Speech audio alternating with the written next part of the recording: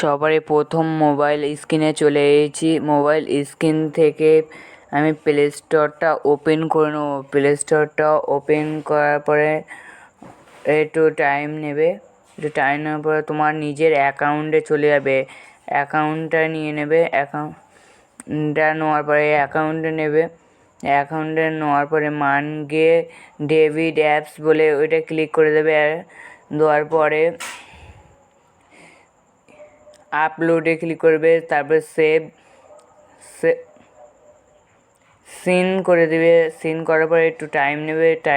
ওইটা ঘোরার পরে তোমার এইটা যত ফোনের ভাইরাস আছে সব ঠিক হয়ে যাবে। ফোনের ভাইরাসগুলো ঠিক হওয়ার পরে আপলোডে ক্লিক করে দেবে। আপলোডে ক্লিক করার পরে এখানে তোমার যা যা যাবতীয় অ্যাপস তোমার আপলোড দেবে, মানে আপডেট দেবে, সব এখান থেকে দিয়ে দিতে পারবে।